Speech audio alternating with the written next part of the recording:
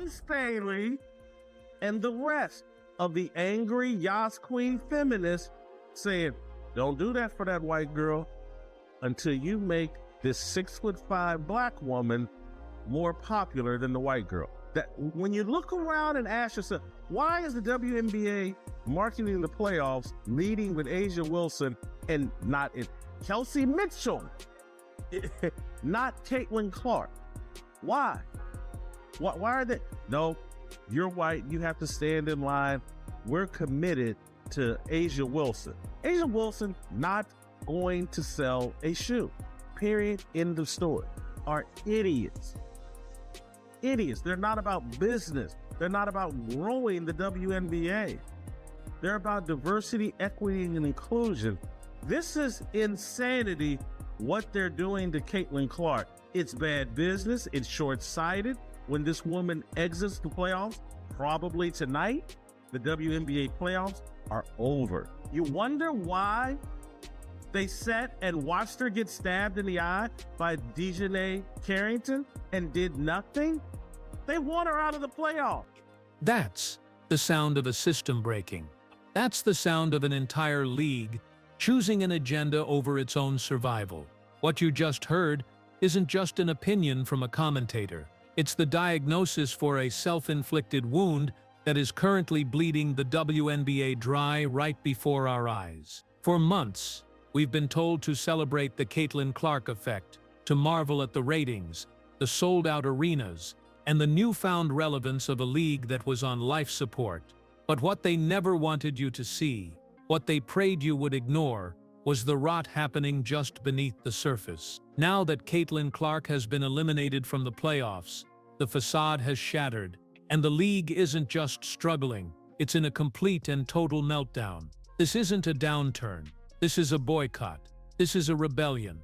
And today I'm going to show you the evidence that proves the WNBA is in a catastrophic breakdown. A crisis so deep it threatens its very existence. And the most shocking part, they did it to themselves. This is the story they don't want you to know. To understand the scale of this disaster, you first have to understand the value of what the league chose to throw away. The numbers aren't just numbers, they are the foundation of this entire story.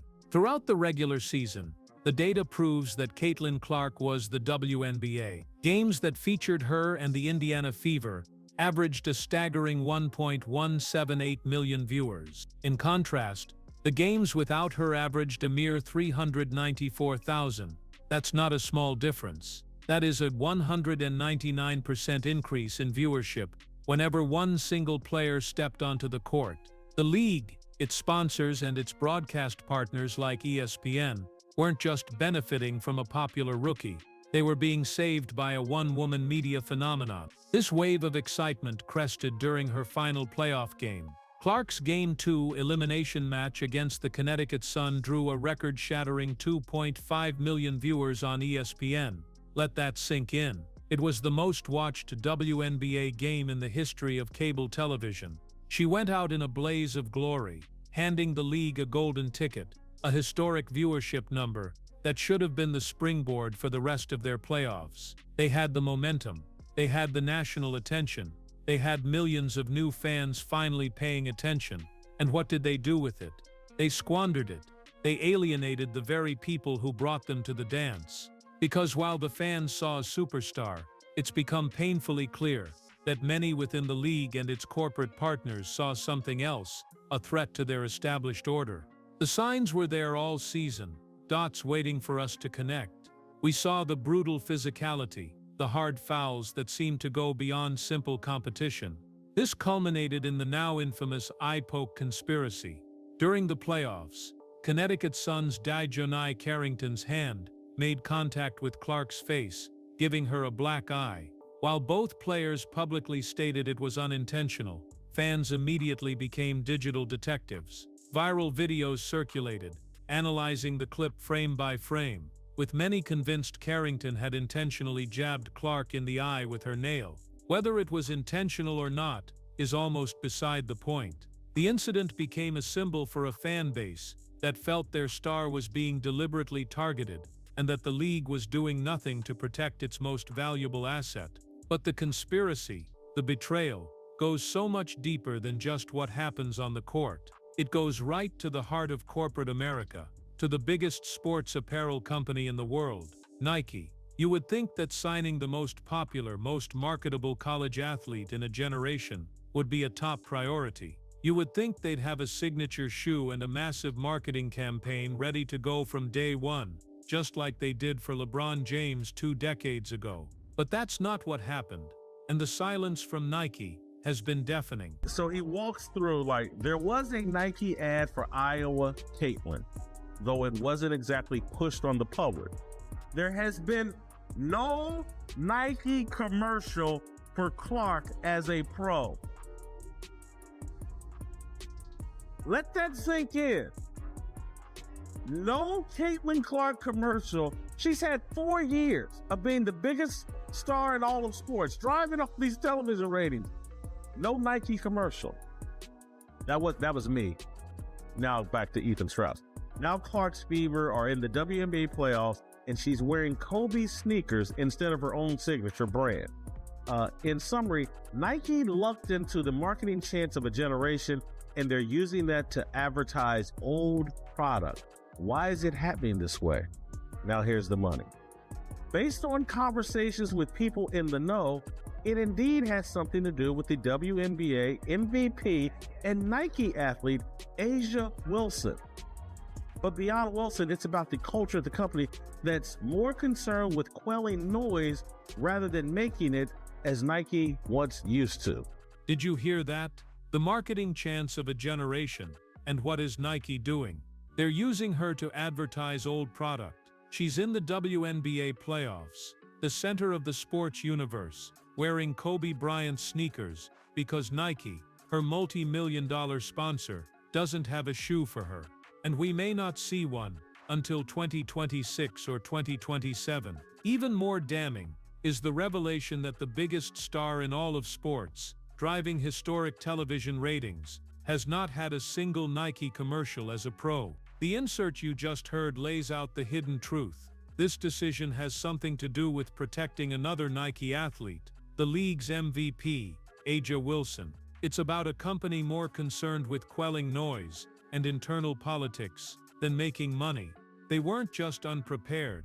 The evidence suggests they were intentionally sidelining their own star. So with this as the backdrop, a feeling of being targeted on the court and betrayed in the boardroom, Clark was eliminated. And for millions of fans, this was the final straw. This wasn't just their favorite player losing a game.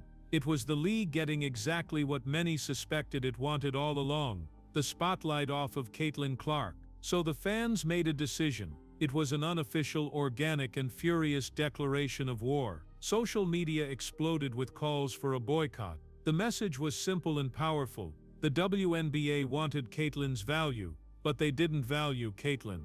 A new mantra emerged. If Sophie goes, we go. They were done. They were not going to reward a league that they felt disrespected, the one player who made them watch in the first place. The celebration is over. That perfectly captures the mood. The party that Caitlin Clark started was officially canceled by the fans who came with her. The fun, the excitement, the record ratings, it was all walking out the door with her. And the WNBA was about to find out what their product was worth, without their main attraction. The truth, as the clip says, was finally coming to the light. The league was about to step out of Caitlin Clark's bright spotlight and into a cold, dark, and empty arena of their own making. This is the moment the breakdown truly begins. This is where the fan rebellion meets corporate reality, and the result has been an absolute bloodbath for the WNBA. The numbers from the post-Clark playoffs are not just bad, they are evidence of a full-scale systems failure.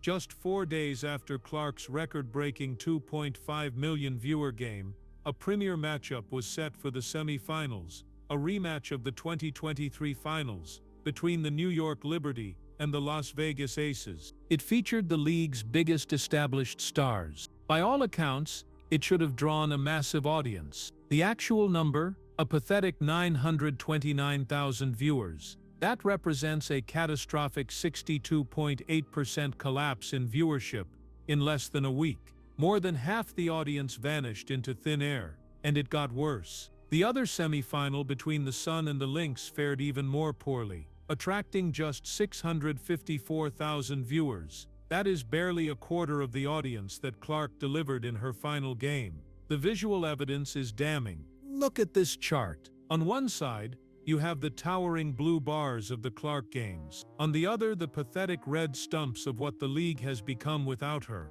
This isn't a dip, it's a cliff, and it's proof that the boycott is working. The fans kept their promise. They left, and they took the league's future with them. This collapse has sent shockwaves through the league's executive offices and their broadcast partners, who now have to ask themselves why this happened. Why would a league actively participate in its own destruction? John Staley and the rest of the angry Yas Queen feminists saying, don't do that for that white girl until you make this 6'5" black woman more popular than the white girl. That when you look around and ask yourself, why is the WNBA marketing the playoffs leading with Asia Wilson and not Kelsey Mitchell? Not Caitlin Clark. Why? Why are they? No, you're white. You have to stand in line. We're committed to Asia Wilson. Asia Wilson not going to sell a shoe. Period. End of story. Are idiots. Idiots. They're not about business. They're not about growing the WNBA. They're about diversity, equity, and inclusion. This is insanity. What they're doing to Caitlin Clark. It's bad business. It's short-sighted. When this woman exits the playoffs, probably tonight, the WNBA playoffs are over. You wonder why they sat and watched her get stabbed in the eye by Dejanay Carrington and did nothing? They want her out of the playoffs. Idiots. They're not about business. They're about diversity, equity, and inclusion. That is the explosive theory that explains this corporate insanity. The argument is that Nike and the WNBA are so beholden to a political agenda, a Black Queen's agenda, as some have called it, that they were willing to sabotage their most popular and profitable asset because she didn't fit the preferred narrative. They were committed to making Aja Wilson the face of the league, and they decided that Caitlin Clark, a white girl from Iowa, had to stand in line. This wasn't a business decision according to this theory, it was a political one, and the consequences have been devastating. The panic is real and it is palpable. You can see it in the actions of those connected to the league. In the moment of unbelievable irony, ESPN contributor David Dennis Jr. posted a message essentially telling the boycotting fans, the majority of the WNBA's new audience, to keep their promise and stop watching ESPN's own playoff coverage. An employee of the league's biggest broadcast partner was actively telling viewers to turn the channel. It's a level of incompetence that can only be born from pure panic, because they see the financial fallout coming. ESPN's ad revenue projections for the playoffs were based on Clark-level viewership.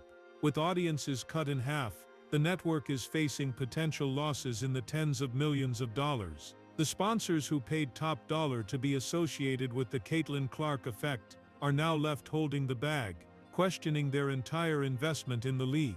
It all comes back to that one central question: why wasn't she being promoted? Why would a league and a multi-billion-dollar corporation see this cultural phenomenon, this money-making machine, and decide to hide it?